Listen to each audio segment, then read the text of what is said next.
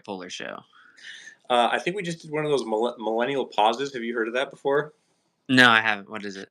So I'm really good at it, not doing live about not doing it. But if you watch any video made by a millennial, there's like a second pause where they don't edit that out when you're like posting like a TikTok or YouTube video, and it's because like we don't know any better because we're old, stupid millennials, not like the smart young kids. So I think we got a good like 2 or 3 second pause that we're like, oh hey. Public speaking class in college, and they say one of the keys to good public speaking is to build suspense. So I think I'll just lean in to say we were doing that instead. That's interesting. That's talking about comedy. Anthony Jeselnik, the way are you familiar with his stand up at all? I mean, a lot of it's super offensive, but he really builds the suspense into his punchlines. He's very slow and deliberate about that, and it's super effective for his delivery. Yeah, So they teach you that in public speaking, huh? they did in 2013 at the local junior college. Oh, nice. Did you thrive in that class? Yeah, although it was I really enjoyed it, but the teacher oftentimes said that I didn't take it seriously enough. I was It was kind of easy for me. I enjoyed it. So, Is that yeah. how is that how school was for you in general? If you thought it was easy, you didn't really take it serious. Yeah, I mean, I really didn't take school too seriously for most of my life. It really wasn't until I got to college that I really got into it. But if it was too hard, I wouldn't take it too seriously, and if it was too easy, I wouldn't take it too seriously. So I needed to be right in that sweet spot. Interesting. Sure, that makes sense. Let's do our little weekly check-in. Where are you at on your 0 to 100 scale? I'm a little bit more down, just out of it happens. I I'm home, and so that's nice. I'm in Redding, California. But just I think I get in these fits where I'm still like I'm having some time off, which is nice. It was nice for the first day or so, but then I look forward to seeing like I'm gonna go on this walk. It's gonna be pretty excellent, but I still have 80 hours a week to do that for 3 full months, and I'm just like not excited to get back to that. When you're I, in, when you're in it, it's like a grind. It's like I got this one more day, but when you step back from it, you're like, man, I don't want to go back into that. I see. Yeah, I mean that makes sense. Um, yeah, it totally makes sense. And then so you have a week off from both jobs. Is that what you're doing? I have 4 days off from Taco Bell. I have 1 week off from teaching. Right now, I took some teaching jobs in Reading. I actually came here to film a commercial for a buddy, and he I think is kind of flaked a little bit, and so I don't know if I'm gonna. The whole reason I think might not end up happening. Okay. And so your headspace is a little bit on the down right now. If you're on a little break, not looking forward to getting back to work. And then how are you feeling about the walk itself? I'm ready for it. Like I said, I don't know. I don't know if I was talking to you about it here last week or on a different burpee episode. But if I had the money and the time, basically, if I had the money, I would just go tomorrow. Like the whole walk is going to be like 10 to 11,000, I think, and I just need to make that. But if I had that today, I would just fly today. Like I'm ready for it. Gotcha. Um, One of the things that kind of popped into my head, kind of thinking about the show and mental health stuff is, and I've experienced this myself, where I don't know how I'd explain it. Is like sometimes having like a bit of a loud brain, or it's very busy. Does that happen like kind of on and off, or sometimes it's just like loud? There's like a lot going on. I get like spirals where it's like boom, boom. It's like, do you know those race car when you play as a kid, like those Hot Wheels, where it like speeds up around a certain corner every single time? Yeah, That's like I get thoughts that race, and so it'll be going faster when I start to think of this thing, and it speeds up and it goes faster and faster to the point where it's like all consuming. It's all I can think about. So that's usually what triggers a manic phase. it's kind of like sounds like it's like having a song stuck in your head, but it's a thought or an idea. It makes it really hard to get over and let things go. And so like do you ever, and like you I think you said like sometimes this can be like a positive thing too, where like you get like an idea and you start thinking about it and all the things that can be good about it. Exactly. Yeah, and but it's also even that has its dangers, right? Because even then, like, I'm not able to sleep because I'm like, I want to do it right now. I see.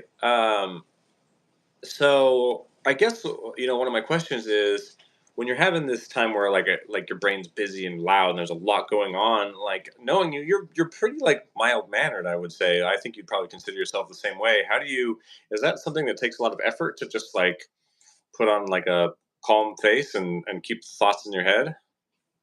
I think so. When I was a kid, I used to say what I thought and do what I felt, and I used to just like not get invited to kids' birthday parties when I was in elementary school. And even in high school, like I wouldn't get invited to like school dances. I just had a lot of opinions, a lot of emotions, and I couldn't really control them. And so it just led to kind of like a lonelier atmosphere. So I just had to control my thought processes to make friends basically because I go at a different pace and a different speed than most people, and the word that I get to describe that a lot is intense, like too intense. I see. So it's like they say that school is just as important about learning things as it is to like learn how to interact with people. Yeah. Like that's a big thing. Like I kind of have this joke that's like, if you ever met somebody and they're nice, there's something you can't quite put your finger on. You're like, there's something different about this person, and then you find out they're homeschooled, and you're like, that's it. There There's it is. just, you know what I mean. So it's like, uh, I'm a big believer in like school just kind of teaches you, for better or for worse, like at least how to fit in and like you said, get invited to birthday parties if that's what you want. Some people don't want that, but if you want to like socialize and stuff and you pay attention, you can learn how to like interact and become friendly and make friends. Yeah, well, and that like the dating thing is an interesting thing too. Like I don't play games. I'm like very upfront and I'm very straightforward with my feelings. And so like I'll hang out with a girl once and I'll be like, "Hey, I like you. Like let's do this again." Like, "What do you mean you like me?" Like what is like s- like we've known each other for like 3 days. I was like, "Yeah, and you seem great. Let's hang out again." But I don't know. Now I have to be like more aloof. But I still don't do that. I just don't date, I guess. Well, I know what you're saying. I tend to skew the same way as just like I'm up front. Here's what it is. Here's my goods. Here's my bads. Take it or leave it. What do you want to know right away?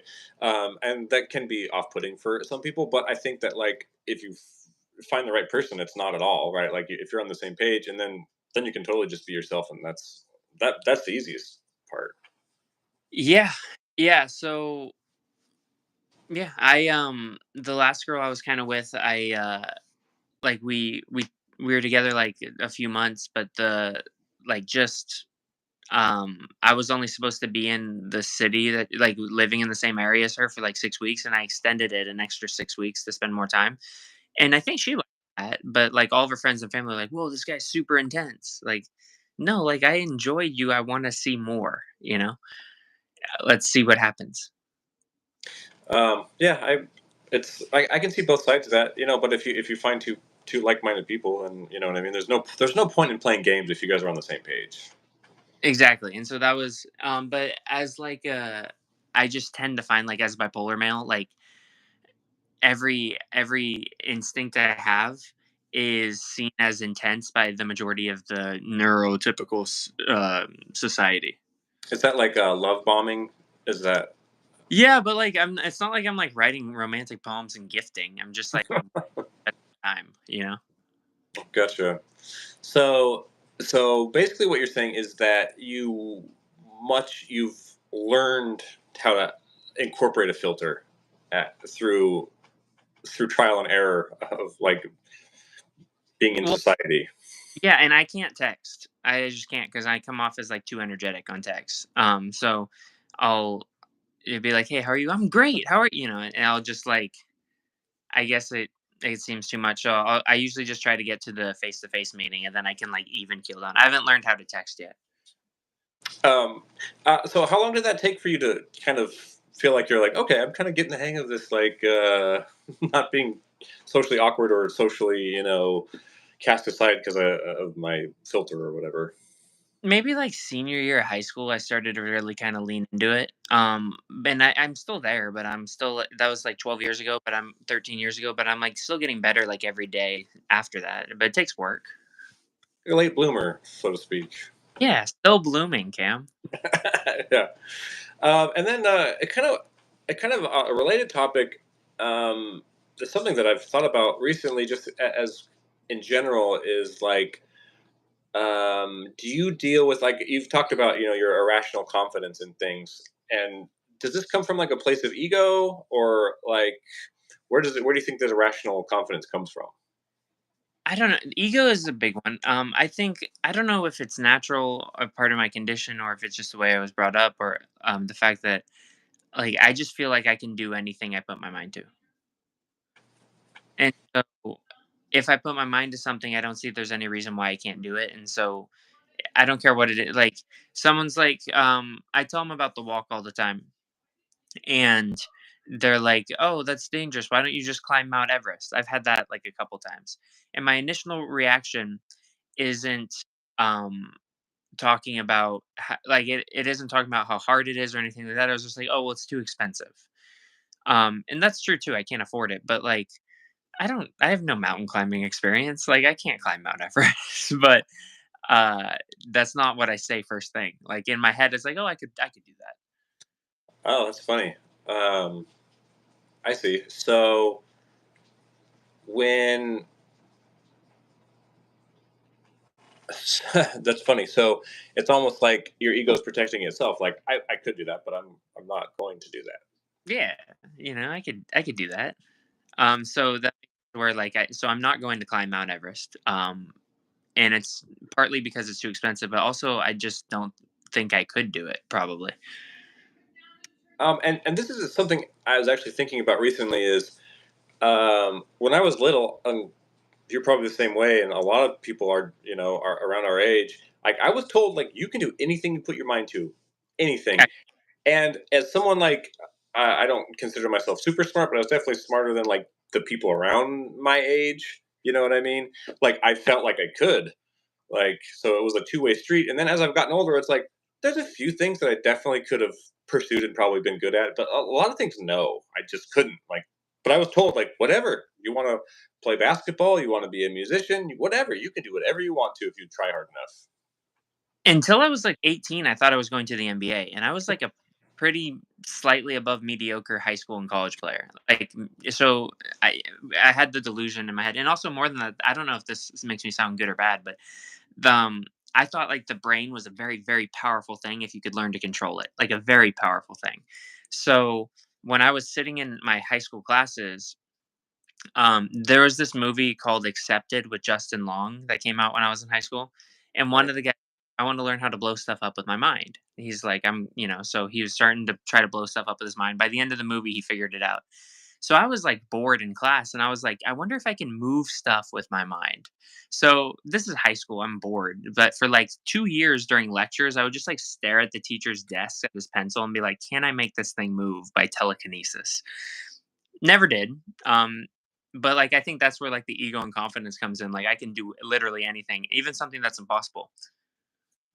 So what I've learned about myself is like the time used to when I'm like I would try something, I would pick up a new activity, to the time where I realize like I probably can't like do this professionally or even like semi-professionally. The time would be a long time. Now I feel like I'm pretty good at like picking up something and like if I pursue this, I might be able to continue, but I don't ever have like a future in it. I've gotten a lot faster at identifying that when it used to take me years and years. Do you think you've gotten better at that yourself? Well, we're getting older, so I'm just looking at like I don't think you and I are to the page where we're being going to be professional at many things because of there's fewer years every year. There's fewer years in front of us than there are behind us, right? So we're still young. We're still in our 30s, but like I'm trying to make it as an author, and I feel like that's something I can do. I've written some books. They've been generally well received by who's read them.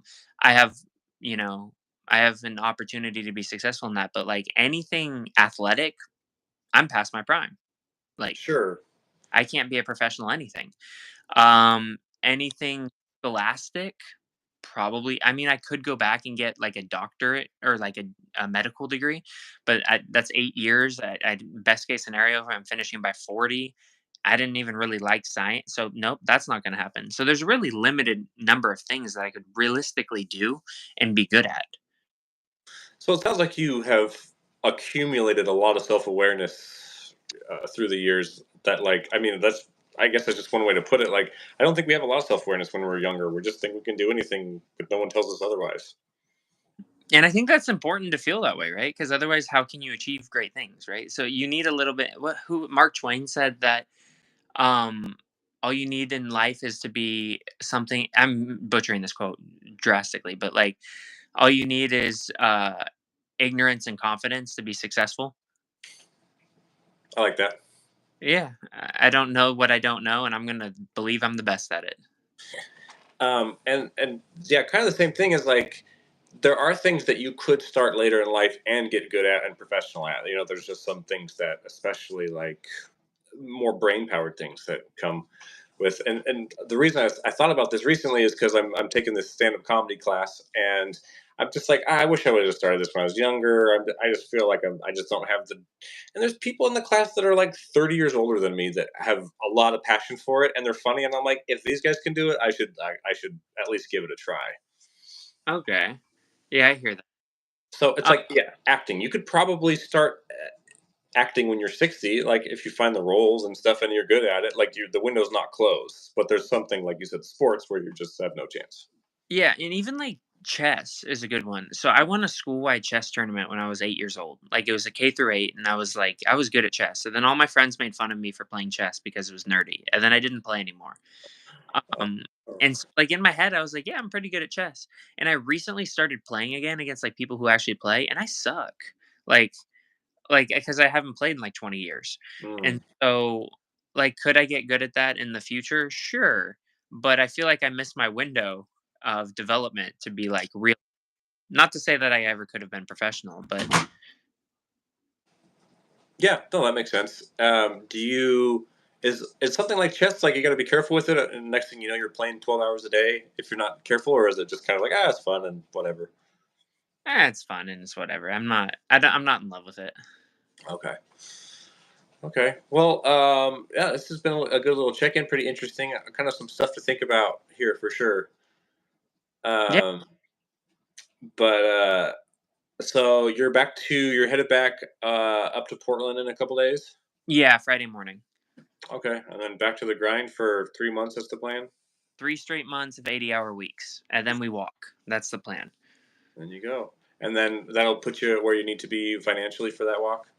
It should. It'll get me close. If I don't have quite enough money, then I'll figure it out. But I'll be able to do at least 60% of my walk, and then ballpark it once I get there. Cool. Well, very exciting.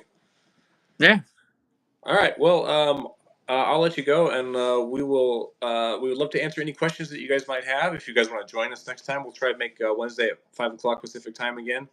If you have any questions beforehand, leave a message or a comment, or come join us for the next video.